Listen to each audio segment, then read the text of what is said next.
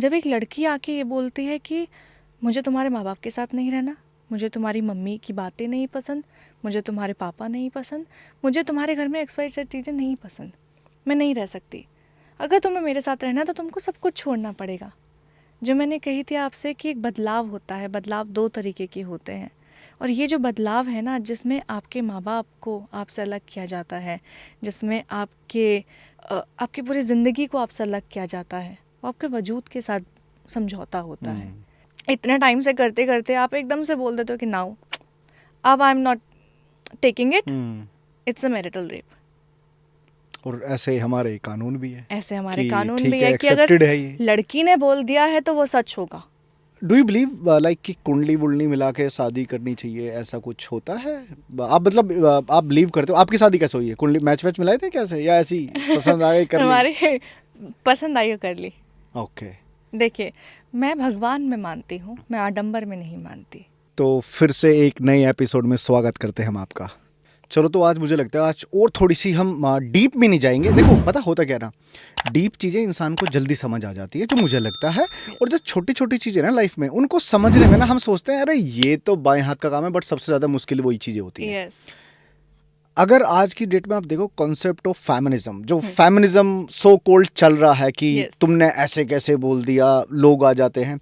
अगर मैं आपसे पूछूं कि क्या है फेमिनिज्म का मतलब? देखिए, as per the dictionary feminism का मतलब ये होता है कि women should have equal rights and opportunities as equal to men।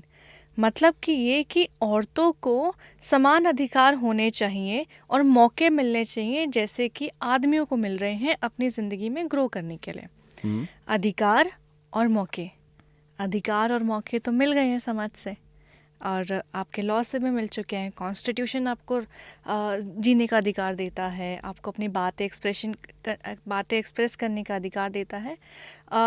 लड़कियों के लिए बहुत सारे लॉज आ गए हैं जिसके लिए वो अपने पॉइंट्स को लेके, अपनी बातों को लेके, अपनी ज़िंदगी को लेके स्टैंड कर सकती हैं। तो it is not that women empowerment doesn't exist, it is in the society. But हमें ये समझना होगा कि हम जिसको फेक फेमिनिज्म कह रहे हैं, फेमिनिज्म अलग चीज़ है। फेमिनिज्म है अधिकारों को और मौक़ों को लेके बात करना। फेक फेमिनिज्म जो हमारा मुद्दा है वो ये है कि आपकी जो लड़ाई है वो है आदमियों से बराबरी करने की, आदमियों के साथ समान अधिकार पाने की नहीं, बराबरी करने की। कि अगर वो ऐसी चीज़ें कर रहे हैं, वो नशे कर रहे हैं तो मैं भी करूँगी, वो अगर गाली गलौज कर रहे हैं तो मैं भी करूँगी, वो अगर किसी से बदतमीज़ी से बात कर रहे हैं तो मैं भी करूँगी। इट इज़ लाइक कि हमने एक रेस, एक दौड़ में तो हम भाग लिए हैं, लेकिन ये नहीं पता कि उस दौड़ की मंजिल क्या है। लोगों ने एक रेस का ट्रैक ही अलग पकड़ लिया है, फेमिनिज्म का ट्रैक ही अलग पकड़ लिया है कि मैं कहाँ लड़के दिखाऊंगी कि इसने मेरे से ऐसे कैसे बदतमीज़ी से बात कर ली, देन मैं उस पर सारे जितने लॉस ठोक सकती हूँ वो सब ठोक दूंगी, क्योंकि मैं तो औरत हूँ, मैं तो दिखाऊंगी कि तुम कौन हो। मतलब women can put a fake, any fake allegation on men because she is a woman. और आप औरतों से ऐसे बात नहीं कर सकते हो, आपको कोई अधिकार नहीं औरतों से तेज़ आवाज़ में बात करने का, औरतों को औरत बोलने का कि आप तो वुमेन कार्ड प्ले कर रहे हो, आप उनको बोल ही नहीं सकते हो। बट मुझे लगता है कि जितने अधिकार मर्द के हैं उतने ही अधिकार औरत के भी हैं। बिल्कुल। अब मिस गाइडेड बोलूँगा मैं इस चीज़ को, कि कुछ लोगों की फेक फेमिनिज्म की वजह से ये सारी चीज़ें पॉप अप होके आ जाती कि अच्छा तूने लेडीज़ को, यार सिंपल सी बात है, जब एक लेडीज आदमी को बोलने के राइट्स रखती हैं, सेम इसी को फेमिनिज्म जो अभी आपने बताया, इसी को मैं थोड़ा सा अदर वे में थोड़ा एक्सप्लेन करने की कोशिश कर रहा हूँ कि अगर एक वुमेन्स या एक औरत किसी इंसान को, किसी मर्द को कुछ बोल रही है तो I think she having a rights also. Same on another side मर्द को भी वो राइट्स है कि वो भी आपको उसका रिप्लाई बैक दे सकता है। तो सबसे पहले तो ये थॉट आपने क्लियर करा, मुझे लगा कि जिन लोगों ने कमेंट्स किए होंगे ना तो उनको पता लग गया होगा। क्या सच में औरत और मर्द अलग हैं या इक्वल हैं या नहीं हैं, उसके बारे में क्या थॉट प्रोसेस है? यार बिल्कुल अलग है। भगवान ने हमें औरत और आदमी बना के भेजा ना, नर और नारी भगवान ने बनाए। औरतों का अपना एक काम होता है। I am not saying about कि उनकी घर की जिम्मेदारी क्या है, उनकी ज़िंदगी की जिम्मेदारी क्या है। I am talking about their physical, their biological perspectives. आदमियों का अलग काम है, जननी तो औरत ही होती है, बच्चा तो वही पैदा करेगी, लेकिन बिना आदमी के तो वो भी पैदा नहीं कर सकती ना। राइट। लड़कियां ये बोलती हैं कमेंट्स में आके, और जनरली ये बोलती हैं कि औरत इतना दर्द सहती है, वो 9 महीने बच्चे को कोख में पालती है। ठीक है, बिकॉज भगवान ने तुम्हें ऐसा बना के भेजा। आदमियों को भगवान ने बायोलॉजिकली स्ट्रांग बना के भेजा है कि अगर हमें कोई भारी चीज़ उठानी है, वो हम आदमियों से ही मदद मांगते हैं ना। अगर हमको हमारे से कोई बॉटल भी नहीं खुलेगी तो हम आदमियों के पास जाएंगे। अब इसमें मैं बराबरी की लड़ाई तो नहीं छेड़ सकती हूँ ना। राइट। तो ये हमारे भगवान ने हमको बना के भेजा है। लड़ाई इस चीज़ की नहीं है कि हम बराबर हैं या नहीं हैं, लड़ाई इस चीज़ की है कि हम अपने आप को बराबर में लाने की जिद पे हैं। परफेक्ट। ये हमने डिबेट बनाई हुई है, जबकि it was a part of discussion. सब लड़ाई पे लगे हुए हैं। ऐसा भी बोला जाता है कि आपका जो सपोर्ट है टुवर्ड्स द वुमेन वो काफी बेकार है, यानी काफी लो है। ऐसा क्यों है वैसे? यार वही बात है ना कि अगर मैं एक पक्ष के बारे में बात करती हूँ तो विपक्ष तो बुरा मानेगा। आप चाहे पॉलिटिकल चीज़ों के बारे में बात करें, चाहे आप घर के बारे में बात करें, पापा की बात मानोगे तो मम्मी बुरा मान जाएगी, मम्मी के साइड ना लो तो पापा बुरा मान जाएंगे। आपको एक साइड पे खड़ा होना पड़ेगा। And I am clearly saying this is my opinion. मैं जो चीज़ें देखती हूँ मैं वो चीज़ें बोलती हूँ। बट ये चीज़ें आई थिंक मैंने कमेंट्स में देखा था कि ये चीज़ें आप पे भी अप्लाई करती है। इट मीन्स आप भी ऐसे हो क्या? यार अगर मैं ऐसी हूँ तो मैं उस बारे में बात नहीं कर रही होती। मैं उस बारे में बात इसलिए कर रही हूँ क्योंकि कुछ चीज़ें मुझे हर्ट हुई हैं। मैंने एक बात कही कि आप एक एग्ज़ाम्पल लीजिए कि 10 लड़कियाँ हैं, उनसे आप पूछे कि आपको पैसा चाहिए या प्यार चाहिए, उसमें से 9 लड़कियाँ बोलेंगी कि पैसा चाहिए। आई एम नॉट सेइंग कि 10 out of 10 women are wanting money, I am saying 9 out of 10, मतलब कि 1% गुंजाइश है। लेकिन अब अगर इस बात को लेके बहस छिड़ती हैं कि नहीं आपने तो लड़कियों को देखा ही नहीं है कमाते हुए, आपने लड़कियों को देखा ही नहीं है जिम्मेदारियाँ उठाते हुए, मैं तो बोल रही हूँ ना कि 1 लड़कियाँ करती है, 10 में से 1 कर रही है। I am also part of that 1% of society. मैं ये नहीं कह रही कि सब लड़कियाँ एक जैसी हैं, मैं ये कह रही हूँ कि आप भी ये मत कहो कि सारे लड़के एक जैसे हैं। राइट। अगर आपने जैसे अभी जिम्मेदारी की बात करी जी तो जिम्मेदारी में कहीं ये तो नहीं लिखा कि ये फीमेल ही लेगी, या जिम्मेदारी ये तो नहीं लिखा कहीं मेल ही लेगा। बिल्कुल, वो तो इक्वल है। आप अपने रिलेशन में किस तरीके से जिम्मेदारी अपनी अपने घर में सब अपनी अपनी पूरी कर रहे हैं, तो उसमें तो मुझे लगता नहीं कि किसी को ऑब्जेक्शन होना चाहिए। बट कुछ होते हैं जो आ जाते हैं, बिल्कुल। और इन चीज़ों का ना मुझे ऐसा आज हम कम्युनिकेशन पे जाएंगे ही नहीं। आप एक चीज़ और नोटिस करो कि आज की डेट में ना, जैसे अभी आप बात कर रहे थे वुमेन्स के लॉज के बारे में, जी आज की मैं ऑफ कोर्स जो हमारा देश का कानून है मैं उन पे पॉइंट आउट तो नहीं करूँगा, कर बट समटाइम्स क्योंकि हम कोई होते भी नहीं है पॉइंट आउट करने वाले, बट अच्छा क्या है गलत क्या है वो डिपेंड करता है कि आपकी सिचुएशन कैसी आ रही है। उस समय पे ही आपको पता लगता है भाई ये चीज़ अच्छी थी मेरे लिए, ये चीज़ बेकार। बट कहीं ना कहीं ये मैं क्यों बोल रहा हूँ, ये मैं इसलिए बोल रहा हूँ, अगर आप वुमेन्स ने जो कंप्लेंट करी है, ठीक है, मर्दों के ऊपर, ठीक है, उसका रेट बहुत हाई है, मेंस का उतना नहीं है। It is a example of like जैसे डिवोर्स केस आप फाइल कर रहे हो तो वुमेन्स की तरफ से बहुत जल्दी इनिशिएटिव हुआ है, मेंस की तरफ से नहीं हुआ है, और कहीं ना कहीं इस वजह से रिश्तों में दरार आ रही है। तो मैं आपके पॉइंट ऑफ व्यू से समझना चाहता हूँ और समझाना भी चाहता हूँ कि लॉज को लेके आप, बिकॉज वुमेन्स ने जो बोल दिया वो बोल दिया, सो वो किस हद तक ठीक है बिना जांच पड़ताल किए हुए? we will not talk about the law, we will talk about the case study. Right. ठीक है, अगर हम लड़कियों के बारे में बात करें या लड़कों के बारे में बात करें, हम एक रिश्ते के बारे में बात करें, तो रिश्तों में दूरियां तब पैदा होती हैं जब इंसान समझने से मना कर देता है, दूसरों की हालात, दूसरों के मन की बात समझने से मना कर देता है। देन हम इसको क्या बोलते हैं? एडजस्टमेंट। कि मैं एडजस्टमेंट नहीं करूँगी, मैं एडजस्टमेंट नहीं करूँगा, तुम मुझे लेट आने से मना नहीं कर सकती हो, तुम मुझे अपने दोस्तों से, अपने माँ बाप से बात करने के लिए मना नहीं कर सकते हो। ये 2 केस स्टडीज़ हैं कि आदमी किसी चीज़ से को लेके इनकार करता है और औरत किसी चीज़ को लेके इनकार करती है। हम जब लॉज के बारे में बात करते हैं, अभी एक रीसेंट लॉ पास हुआ है जिसमें कि कोर्ट ने ये स्टेट किया है कि अगर आदमी है एंड उसकी जो पार्टनर है, वाइफ है, वो ये क्लेम करती है कि मैं आपके माँ बाप के साथ नहीं रह सकती हूँ, उस ग्राउंड पे वो डिवोर्स फाइल कर सकती है. It is a law. But अगर लॉजिकली देखा जाए तो माँ बाप कहाँ जाएंगे यार? एग्जैक्टली कि अगर औरत को माँ बाप के साथ नहीं रहना है, देन वो क्या सिर्फ तुम्हारे मन की इच्छा की वजह से अपने माँ बाप को छोड़ दे? ये लड़कों के साथ इतना ज़्यादा, जो कहते हैं ना कि एक वो इंसान इतना टूट जाता है उस पॉइंट पे, जब एक लड़की आके ये बोलती है कि मुझे तुम्हारे माँ बाप के साथ नहीं रहना, मुझे तुम्हारी मम्मी की बातें नहीं पसंद, मुझे तुम्हारे पापा नहीं पसंद, मुझे तुम्हारे घर में XYZ चीज़ें नहीं पसंद, मैं नहीं रह सकती. अगर तुम्हें मेरे साथ रहना है तो तुमको सब कुछ छोड़ना पड़ेगा.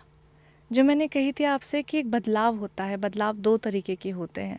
और ये जो बदलाव है ना, जिसमें आपके माँ बाप को आपसे अलग किया जाता है, जिसमें आपकी पूरी ज़िंदगी को आपसे अलग किया जाता है, वो आपके वजूद के साथ समझौता होता है.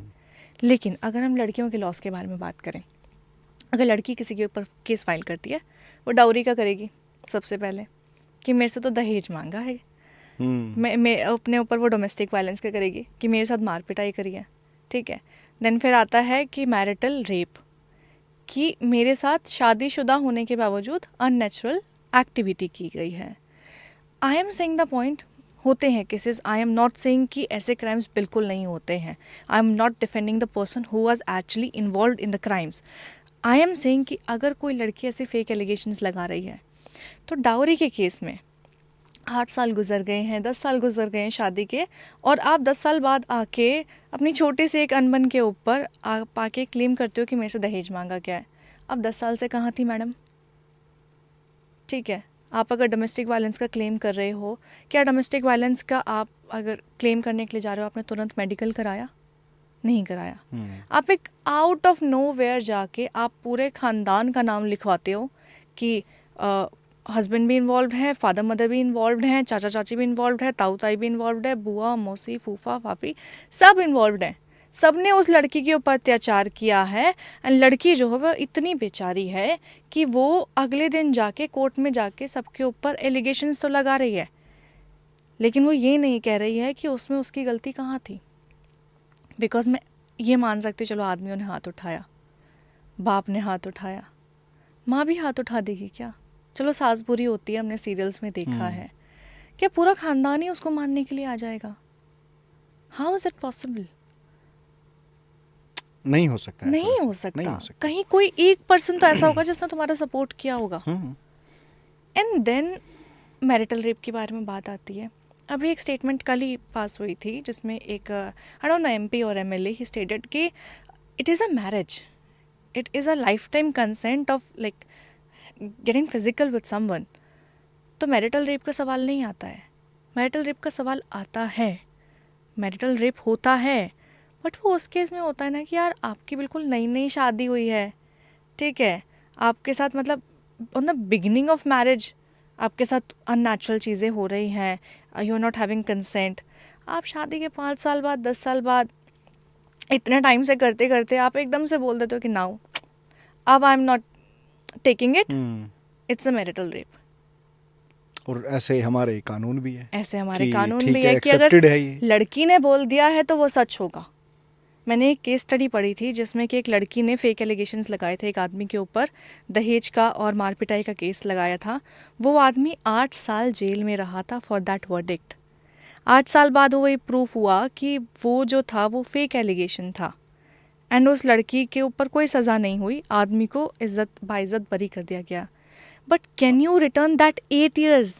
वो उसके लिए तो मतलब वो उसके लिए क्या इमेज होगी वुमेन की उसकी नज़रों में यार? क्या ही होगा. उस बंदे की ज़िंदगी से 8 साल चले गए. And I am not saying कि चलो उस बंदे ने तो सज़ा भुगती.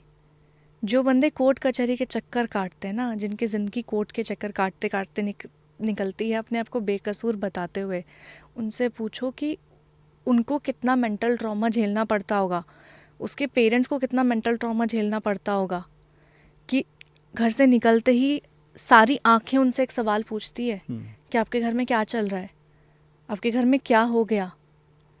एंड उस बंदे के पास, उस पेरेंट के पास कोई जवाब नहीं होता बताने के लिए कि हमारे साथ गलत हुआ. बिकॉज हमारी सोसाइटी ने तो बोला हुआ है कि औरतों के ऊपर अत्याचार होता है, आदमी अत्याचारी है। पता है मैं ये टॉपिक क्यों डिस्कस कर रहा हूँ, इसके पीछे ना एग्जाम्पल नहीं दूंगा, रियल बताता हूँ। नाम नहीं ले सकता क्योंकि डेली मिलना है। हाँ। एक क्लाइंट बोल दूँ या दीदी बोल दूँ या बहन बोल दूँ या ऐसा ही कुछ मान लो। हस्बैंड है, वाइफ और बच्चा है, डिवोर्स हो गया, हस्बैंड ने अपना कहीं और चला गया, जो डिवोर्सी वाइफ थी वो भी अपना जो भी जॉब वॉब कर रही हैं, अपना पेट पाल रही हैं, अपनी लाइफ को कैरी फॉरवर्ड कर रही हैं। यस। मैं उस बच्चे को ना मैं डेली देखता हूँ और लिटरली मेरी आंखों में ना आंसू आ जाते हैं, क्योंकि वो अपनी मदर के मम्मी के घर पे रह रहा है, नाना नानी के पास में, ठीक है। और मैं पता नहीं मेरे पे ना मतलब मैं हूँ ऐसा यार इमोशनल बंदा मैं कि मेरे पे ना बच्चों का दर्द नहीं बर्दाश्त होता भाई। और ये जो मैं आपसे चीज़ें डिस्कस कर रहा हूँ, मैं ये नहीं डिस्कस कर रहा कि डिवोर्स मत लो, ये मत लो, जो लेना लो, आपकी अपनी लाइफ है, लो भाई, मैं कोई नहीं होता। बट यार एक बार ना उस बच्चे के लिए सोच लो, जो या तो तुमने सिंपल सी बात है तुमने शादी करी, तुम्हारे बच्चे नहीं है, तो जहाँ जाना जाओ, जिस भी जहन्नुम में गिरना जाओ गिरो, पर यार उस मासूम की क्या गलती है भाई जिसको तुम दोनों ने जन्मा है। बिल्कुल। अरे मत बात करो एक दूसरे से, कोई दिक्कत नहीं, कम से कम उस बच्चे के लिए तो रह लो। आपको पता है अभी किन्हीं सर से मिला था मैं, he is a very senior guy. कहते हैं परम तुझे पता है अगर 100 केस रजिस्टर्ड हो रहे हैं ना, ठीक है, तो कहता 2 या 3% जेन्युइन केसेस है। यस।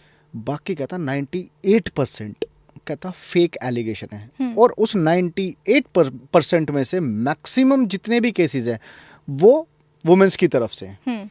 और कहता है कुछ केसेस में तो ऐसे बच्चे होते हैं ना, कहता है यार मैं फीस भी नहीं लेता उनसे, वो फ्री एडवाइजरी देता है इनको, फ्री केस लड़ता है जस्ट बिकॉज ऑफ, कहता उसकी लाइफ में भी कुछ हुआ था, ठीक है, कहता सिर्फ एक बच्चे की वजह से मैंने अपनी कंसल्टेंसी छोड़ दी डिवोर्स केसेस के लिए। कहता यार अब वही वाली बात है, हर एक बंदा ऐसा नहीं सोच सकता, तो ये पॉडकास्ट इसलिए बनाया जाता है कि यार इनको देखो और जो भी आपके आसपास के लोगों उनको शेयर करो, ठीक है। इसलिए नहीं कि भैया मेरे को व्यूज़ आएंगे, वो एक सेकेंडरी ऑप्शन है यार। भाई जो बच्चे हैं ना यार, मेरे को ना बच्चों से मतलब होता है यार कि देखता हूँ ना उसे, मेरा बड़ी आत्मा खिलसती है भाई साहब सुबह सुबह। उस मासूम की क्या गलती यार, तुम्हारे सेपरेशन में वो बच्चा भुगतता है कसम से। और वो कहते हैं ना कि खाना खिलाने के लिए माँ का हाथ चाहिए होता है, कंधे पे बैठाने के लिए बाप चाहिए होते हैं, बाप के कंधे चाहिए होते हैं। अगर एक चला जाएगा तो उस बच्चे का कहाँ क्या होगा। कसम से मुझे लगता है सिर्फ इस दुनिया ना बोलती है लव, प्यार, रिलेशन, अरे सब बकवास है भाई, सब बकवास। तुम्हारी जिम्मेदारी क्या है पहले वो देख लो ना। आज लोगों ने जस्ट बिकॉज ऑफ कि भैया मनी को इतना ओवर हाइप कर दिया है कि भैया आज की डेट में क्या इंपॉर्टेंट है भाई, पैसा जरूरी है। भाई पैसा जरूरी है, लेकिन भाई पैसे से ज्यादा जरूरी तो तेरी फैमिली है। तुमने पैसा कमा लिया, फैमिली तुम्हारे पास है नहीं, क्या जरूरत का कर लोगे भाई। जॉन एलिया साहब का एक शेर है कि सोचूं तो सारी उम्र मोहब्बत में कट गई, देखूं तो एक शख्स भी मेरा नहीं हुआ। अगर हम अपनी ज़िंदगी का पूरा सार निकाल के लेके आए तो हम अभी किस चीज़ के पीछे भाग रहे हैं।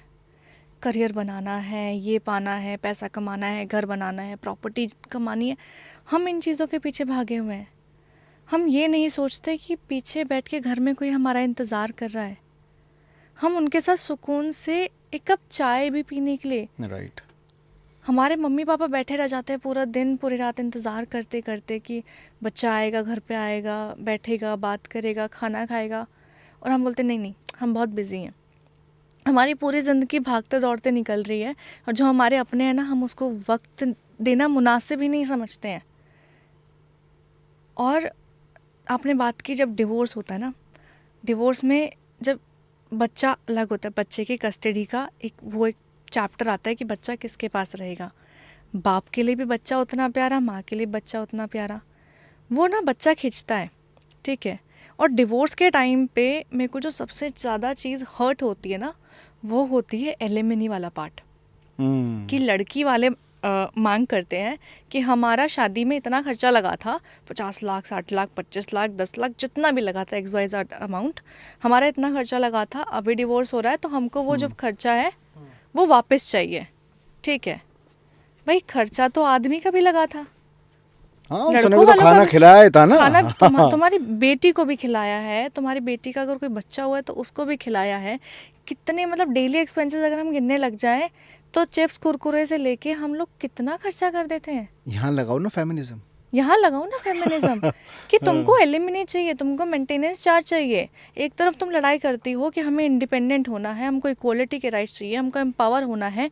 तुम्हारी इक्वालिटी वहाँ कहाँ जाती है जब तुम लड़के वालों से एलिमनी डिमांड करते हो, मेंटेनेंस चार्जेस डिमांड करते हो कि हमें तो प्रॉपर्टी में इतना हिस्सा चाहिए। क्यों? बच्चा पालना और खुद को पालना है।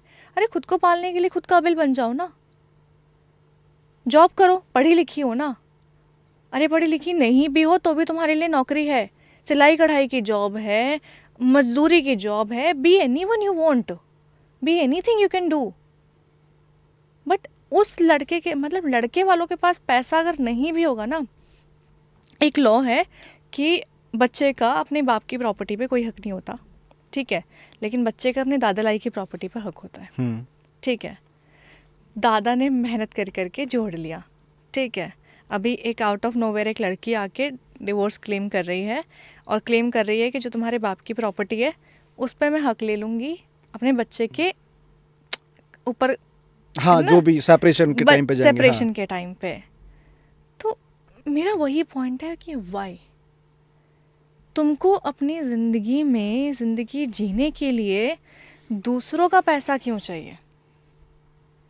मैं औरतों के ख़िलाफ़ नहीं हूँ, मैं आज भी कहती हूँ, मैं भी एक औरत हूँ, ठीक है। मैं हमेशा एक बात कहती हूँ कि मैं मेंटालिटी के ख़िलाफ़ हूँ, मैं उनकी सोच के ख़िलाफ़ हूँ कि तुम दूसरे इंसान के ऊपर निर्भर हो।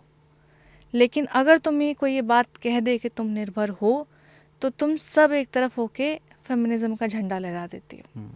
देखो मैं ना एक फैक्ट बोलूँगा और जो भी सुन रहे हैं देख रहे हैं कहीं ना कहीं वो इस चीज़ से एग्री भी करेंगे। औरत बहुत त्याग करती है। यस, ठीक है, बहुत त्याग करती है। हाँ, बच्चे को पालना पोसना बड़ा करना बाप के बस की नहीं है। नहीं है, बिल्कुल भी नहीं है। बाप बाहर के ही काम संभाल सकता है, लेकिन आज की डेट में ना उन चीज़ों की कदर नहीं कर रहे यार लोग बाग।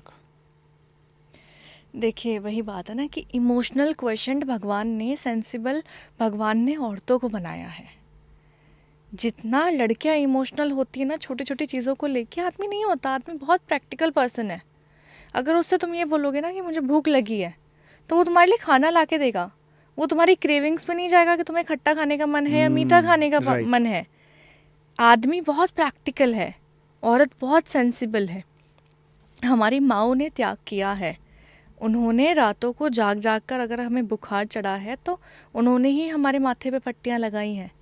उन्होंने ही हमारे लिए सुबह जाग कर टिफ़िन पैक किया है, हमको स्कूल भेजा है। हमारे स्कूल से आने के बाद हमें उन्होंने ही पढ़ना सिखाया है, उन्होंने बोलना सिखाया है, चलना सिखाया है। औरतों का, माँओं का पूरा जैसे कहते हैं ना, पूरा पूरा योगदान होता है अपनी ज़िंदगी का, एक बच्चे को, एक ज़िंदगी को बनाने में और बढ़ाने में। माँ का सबसे ज़्यादा योगदान माँ का होता सबसे है। ज़्यादा, क्योंकि हाँ। वही बच्चे के साथ सबसे ज़्यादा रहती है ना। करेक्ट। बाप बच्चे के साथ 9 महीने कम रहता है। बच्चे को माँ रखती है 9 महीने। उसको पता होता है कि कब उसने लात मारा, कब उसको भूख लगी है, राइट। ठीक है, कब बच्चे की एक छोटी छोटी मूवमेंट माँ को पता होती है। इसलिए मैं कह रही हूँ कि मैं सारी औरतों को बुरा नहीं कह रही हूँ, क्योंकि उन सारी औरतों में मेरी माँ भी आएगी, मैं भी आऊँगी और मेरी आगे आने वाली जनरेशन भी आएगी। मैं सिर्फ उस 50% कम्युनिटी के ख़िलाफ़ हूँ जिसकी सोच ये है कि अगर हम कर रहे हैं ना, अगर हम त्याग कर रहे हैं, त्याग वो होता है जो जताया ना जाए, दान वो होता है जो दिखाया ना जाए। अगर तुम त्याग करके जता रहे हो कि मैंने तुम्हारे लिए इतना कर दिया है, तो तुम किस बात का त्याग कर रहे हो? गिनवाओ मत, क्योंकि तुम्हारे घर में ही तो चीज़ें आ रही है ना यार। तुम अपने घर के लिए कर रही हो, तुम अपने बच्चे के लिए कर रही हो, तुम अपने पति के लिए कर रही हो। एक औरत जब शादी करके एक ज़िंदगी में आती है, एक घर में आती है, वो अपने पति के बिहाफ पे आती है। पति की माँ, पति का बाप, पति की बहन, पति का भाई, वो उन सारे रिलेशंस का ख्याल सिर्फ इसलिए रखती है क्योंकि उसका पति है, वो उस पति के रिलेशन है। वहाँ उस पति की जिम्मेदारी बनती है कि अगर मेरी बीवी जो है वो इन सब का ख्याल रख रही है तो मैं उसको भी रानी की तरह ट्रीट करूँ, मैं उसको भी वैसे ही ट्रीट करूँ, मैं भी उसका ख्याल रखूँ। वो आदमी की जिम्मेदारी है। मैं बिल्कुल नहीं कहती कि आदमी बिल्कुल ऐसे खुले हो जाओ। आदमी अपनी जिम्मेदारी उठाएगा, औरत अपनी जिम्मेदारी। पहले क्या होता था यार, आदमी कमाने जाता था, औरत घर संभालती थी, घर संभालती थी, घर बिगाड़ती नहीं थी। सुन रहे हो? पर पता है, मैं एक चीज़ बोलूँगा अगेन, फिर पेरेंटिंग वाली बातें घूम के फिर के वापस आ जाती है। आप देखो आजकल जो सो कॉल्ड पापा की परियां बनी घूमती हैं, कहते हैं नहीं नहीं मेरे पापा तो मुझे ऐसे रखते थे। ठीक है, कोई भी ना आज की डेट में चेंज करने को वो नहीं है कि ओके ठीक है ये सिचुएशन है, मेरे को ऐसे इस तरीके से ढलना है। आई थिंक ये मेजर प्रॉब्लम है जब रिश्ते स्विच होते हैं। जब एक लड़की की शादी होती है, वो अपने पापा के घर से अपने पति के घर में जाती है, तो आप समझ रहे हो बहुत सारी सिचुएशन चेंज हो जाती है।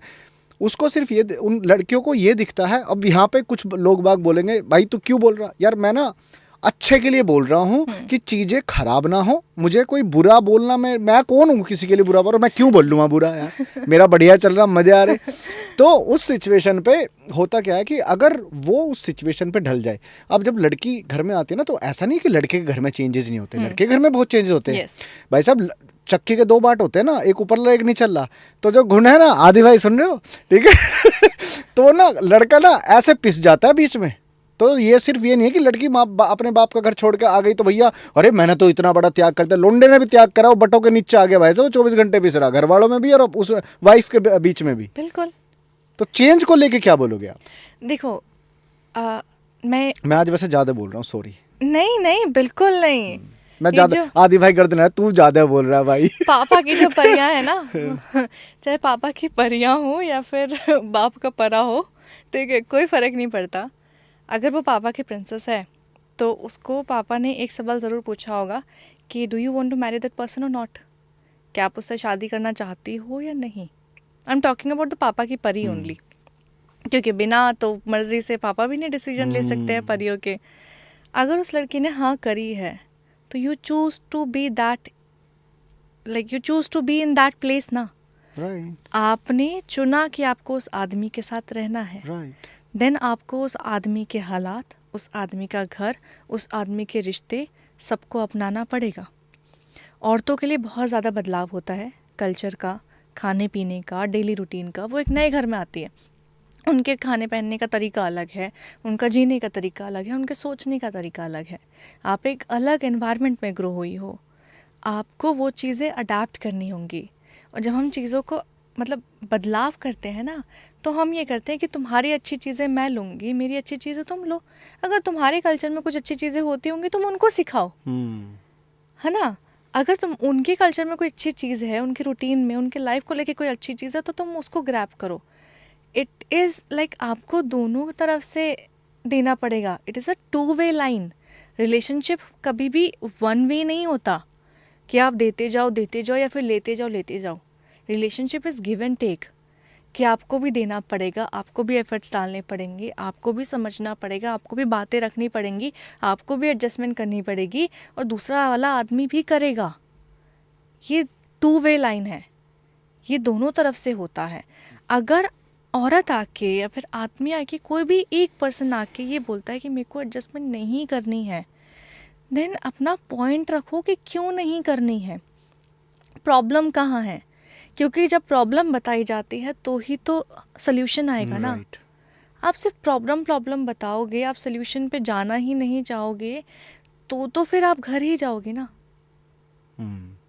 आपको अगर रिश्तों को संभालना है, वो कहते हैं ना कि जिसको घर बनाना होता है, जिसको घर बसाना होता है, वो 100 बार झुकता है, वो बार बार झुकता है, वो चुप्पी भी अपनाएगा, वो चुप रहना भी सीखेगा।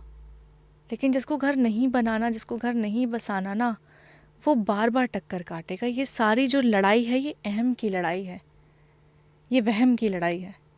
रिश्तों में जो दूरियां आती है ना, ये मैं की वजह से आती है कि मैं तो ये हूँ, मैंने ये कर दिया, मैंने वो कर दिया। जिस रिश्ते में मैं आ गया ना, वहाँ हम की कोई गुंजाइश नहीं रहती, वहाँ हम बचता ही नहीं है। क्योंकि वहाँ पे एक तरफ दूसरा मैं खड़ा होगा और इस तरफ मैं, और फिर तो आपस में टक्कर ही फिर तो मारेंगे। मैं और तू ही होगी। तू मैं ही होगी वहाँ, हम तो कुछ बचेगा ही नहीं ना। आप देखो कि डू यू बिलीव लाइक कि कुंडली वुंडली मिला के शादी करनी चाहिए, ऐसा कुछ होता है? आप मतलब आप बिलीव करते हो? आपकी शादी कैसे हुई है? कुंडली मैच वैच मिलाए थे कैसे, या ऐसी पसंद आ गई कर ली? हमारे पसंद आई हो कर ली। ओके। देखिए, मैं भगवान में मानती हूँ, मैं आडंबर में नहीं मानती। बहुत छोटा सा फ़र्क होता है आस्था में और अंधविश्वास में। भगवान में मानना ये है कि मेरा जो कनेक्शन है ना वो डायरेक्ट भगवान के साथ है। मेरे को कोई भी अर्जी लगानी है, मुझे कोई भी शिकायत करनी है, मुझे किसी भी चीज़ की मांग करनी है, मैं डायरेक्ट भगवान से करूँगी। मैं वाया किसी के थ्रू नहीं जाऊँगी। वाया का मतलब है पंडित और जो और लोग आते हैं बीच में, जो फिर बाजार चलाते हैं कि ऐसा करने से भगवान मिल जाएंगे, वैसा करने से भगवान मिल जाएंगे, ऐसा करने से भगवान रुष्ट हो जाते हैं, ऐसा करने से भगवान खुश हो जाते हैं। अरे वो मेरा भगवान है, मैं देख लूँगी। मेरे कहने से या तुम्हारे कहने से मेरा भगवान थोड़ी नाराज़ होगा, वो तो मेरा भगवान है ना। राइट। जब बात कुंडलियों की बात आती है तो पंडितों ने कुंडली मिला ली, पंडित लिख के गारंटी दे देगा कि कुंडली मिलाने के बाद भी डिवोर्स नहीं होगा? बतेरे हुए हैं। सबके हुए हैं, ठीक है। लव मैरिज में भी डिवोर्स होते हैं, अरेंज मैरिज में भी डिवोर्स होते हैं। कुंडली मिलाने से फ़र्क नहीं पड़ता है। I believe in numerology, I believe in planets, I believe in astrology, but I don't believe in misconceptions. कि मैं मांगलिक हूँ, टू बी वेरी ऑनेस्ट, मेरे जो हस्बैंड है वो नॉन मांगलिक हैं। अकॉर्डिंग टू एस्ट्रोलॉजी मांगलिक और नॉन मांगलिक को शादी नहीं करनी चाहिए, हेल्थ इश्यूज आते हैं। लेकिन मैं, अब मेरे पास अगर एक पॉइंट है चुनने का कि मैं अपने प्यार को चुनूं या मैं पंडित की बात को सुनूंगी, तो ऑब्वियसली मैं प्यार को चुनूंगी। ठीक है, ये हम दोनों का फिर एक म्यूचुअल डिसीजन होगा कि हम दोनों को साथ रहना है या नहीं रहना, उस इंसान के बारे में बात करने, उस इंसान के बात पे विश्वास करने के लिए जिसको खुद का फ्यूचर नहीं पता। राइट। ठीक है, if pandit can predict future, then वो खुद क्यों यहाँ बैठा है? उसको भी तो करोड़पति हो जाना चाहिए। I am not talking about everyone, I am talking about जो कि बिजनेस चला रहे हैं, टू बी वेरी क्लियर, वरना फिर एक और कम्युनिटी आ जाएगी मेरे ऊपर चढ़ने के लिए। फिर तीसरा पॉडकास्ट बनना पड़ेगा। अच्छा जी, आप एस्ट्रोलॉजी पे बिलीव क्यों नहीं करते हो? ऐसे ऐसे लिखा हुआ है यहाँ पे तो मैं ये कहती हूँ कि अगर कोई इंसान आपका भविष्य देख सकता है, आपका भविष्य बता सकता है, तो उसने अपना भविष्य देख के क्यों नहीं बदलाव किया? अगर आपको इंसान के बीच में और पंडितों की बातों के बीच में किसी एक को चुनना है, तो आप अपने इंसान को, अपने प्यार को चुनो। ठीक है, अपनी ज़िंदगी को लेके बदलाव करने, अपने रूटीन को लेके बदलाव करने, अपने पूजा पाठ को लेके बदलाव करने, शौक से करो। बट किसी के कहने पे किसी इंसान को छोड़ देना और किसी के कहने पे किसी इंसान को अपना लेना, ये बहुत ही ज़्यादा फिजूल बात है, बेकार बात है, और मैं इस चीज़ को बिल्कुल सपोर्ट नहीं कहती हूँ। मेरा जो विश्वास है वो आस्था में है, आडंबर में नहीं है। आप भी एक सोशल इन्फ्लुएंसर हो, ठीक है? So called. हाँ So called. हाँ, सो कॉल्ड, ओके। आप देख रहे हो कि जैसे जैसे 15-15 20-20 सेकंड में रील्स ऐसे स्क्रॉल डाउन हो रही है ना, वैसे वैसे ना बंदे सोच रहे बंदे भी इसको भी ऐसे स्क्रॉल डाउन करें। Yes. अगर मैं पूछूं आपसे कि आज की डेट में सोशल मीडिया क्या मैसेज छोड़ रहा है या क्या इम्प्रेशन डाल रहा है आज के यूथ के ऊपर, और उन चीज़ों को कैसे समझना चाहिए? बिकॉज जो 16, 17, 18 साल के होंगे वो आपको ज़रूर पसंद करते होंगे, तो वो सुन रहे होंगे, तो उनके लिए कुछ बताओ। यार, कहते हैं ना, किसी चीज़ को पसंद करना अच्छी बात है, लेकिन अगर उसको आप अपने ऊपर हावी होने दे रहे हो तो वो गलत हो जाता है। और सोशल मीडिया की एक बात है कि मैंने कहीं पढ़ा था कि खुश रहना बहुत आसान है, खुश दिखना बहुत मुश्किल है।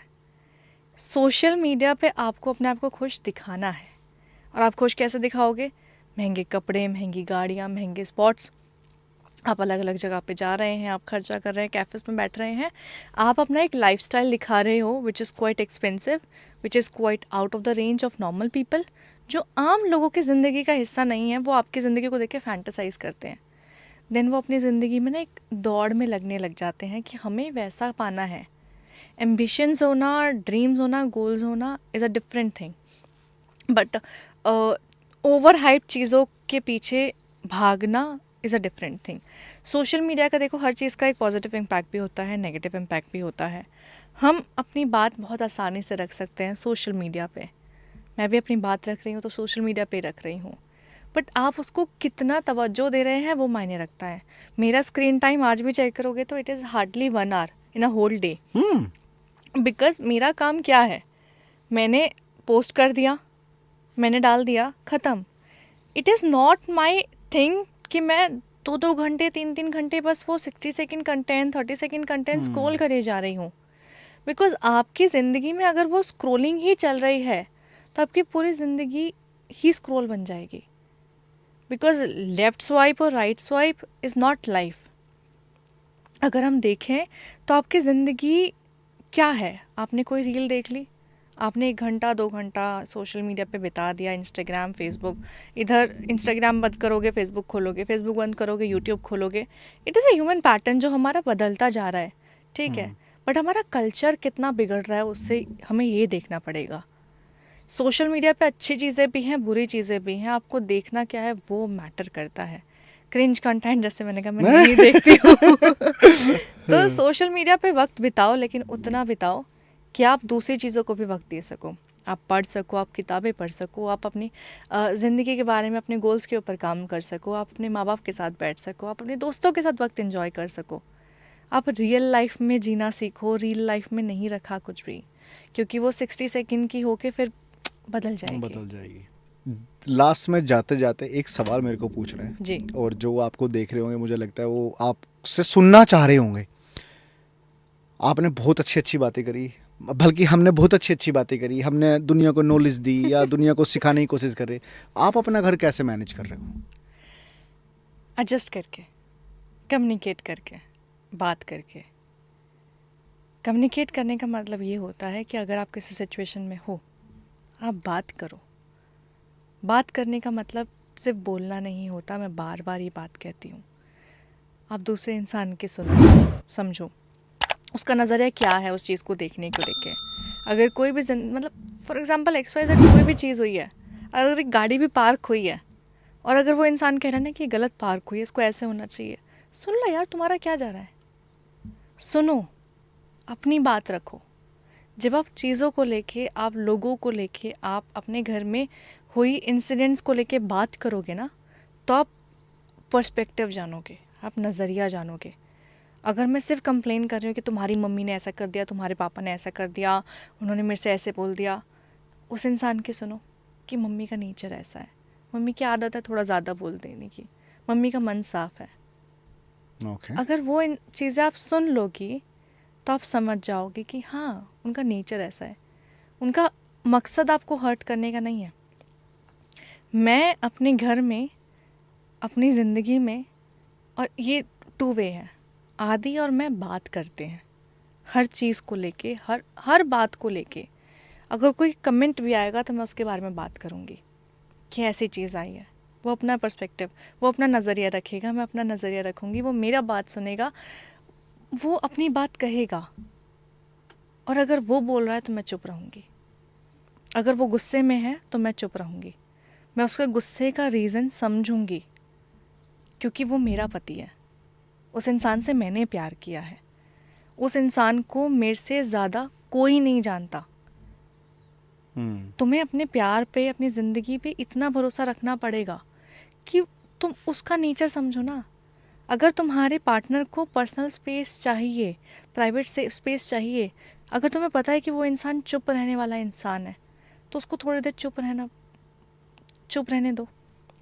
अगर तुम्हें पता है कि वो इंसान जो है वो अगर परेशान होता है तो उसको थोड़ी देर अकेले रहना पसंद है, उसको अकेले बैठना पसंद है, अकेले बैठने दो। अगर तुम्हें पता है कि उस इंसान को पसंद है किसी के साथ जेल आउट करना, मस्ती करना, तो उसको करने दो यार, वो तुम्हारा ही तो पार्टनर है। अगर वो तुमको तुम्हारी चीज़ों में सपोर्ट करता है तो तुम उसका सपोर्ट करो। राइट। अगर उसको दोस्तों के साथ बैठना, हंसी मजाक करना, मस्ती करना, घूमना फिरना पसंद है तो support him in that thing. वो तुम्हें भी तो सपोर्ट करता है ना। परफेक्ट। तो प्यार वही है कि आप उसकी पसंद नापसंद को सपोर्ट करो, ताकि वो तुम्हारी पसंद नापसंद को सपोर्ट करे।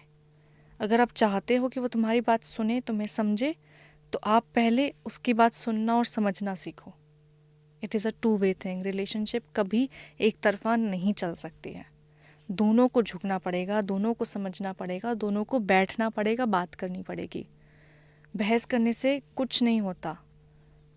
सल्यूशन चाहिए, बात करो, नहीं चाहिए बहस करो। तो अब कुछ सुना दो, बढ़िया सी तड़कती भड़कती शायरी सुना दो। तड़कती भड़कती शायरी। हाँ, ऐसे मारो फेंक के, ये लो। ये लो। हाँ, यार सुनाओ कुछ अच्छा सा। मेरे को मेरा फोन तो नहीं मिलेगा। फोन तो नहीं मिलेगा।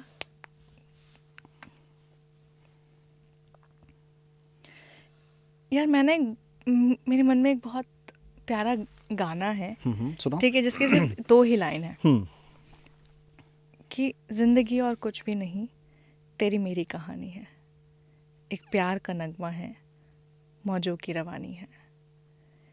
जिंदगी 2 लोगों की कहानी होती है। 2 लोग साथ चलते हैं, उस सफ़र में जाते हैं। उस सफ़र की कोई मंजिल नहीं होती, आपको कहीं नहीं पहुंचना है। ये पूरी जो कहानी है वो सफ़र की होती है कि आप कहाँ तक साथ चलते हो और कहाँ मोड़ बदल लेते हो। ये ज़िंदगी बस उस सफ़र का नाम है। आपको चलते जाना है, आपको जीते जाना है।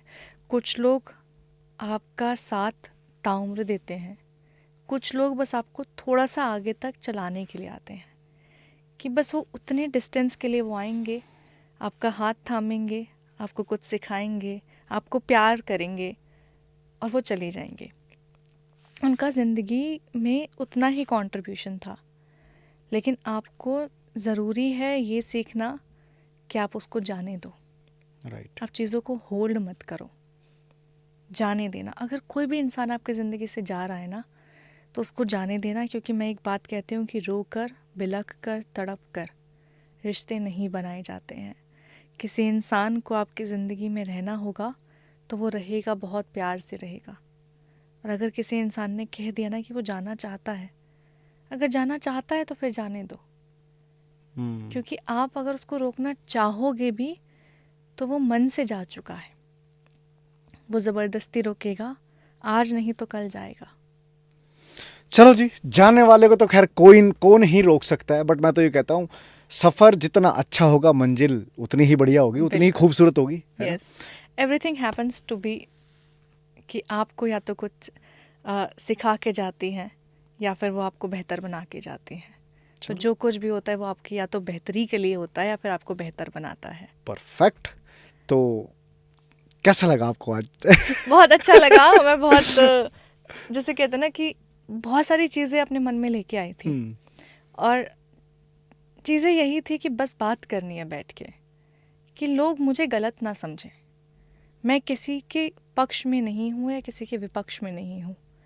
मैं बीच में अपने ओपिनियंस लेके खड़ी हूँ। नहीं, मैं अब यहाँ पे एक चीज़ बोलूँगा, जो समझेंगे वो अप्लाई कर लेंगे तो कुछ अच्छा कर लेंगे। मैं आगे वही बोलने वाली थी कि आपको समझना है तो आप मेरे को अपने पक्षदार समझ लो। करेक्ट। आपको नहीं समझना है तो आप अपने घर बैठे, मैं अपने घर बैठी हूँ। और thank you so much podcast enjoy करने के लिए। बिल्कुल। है ना? Yes. तो thank you so much ma'am. Thank you so much.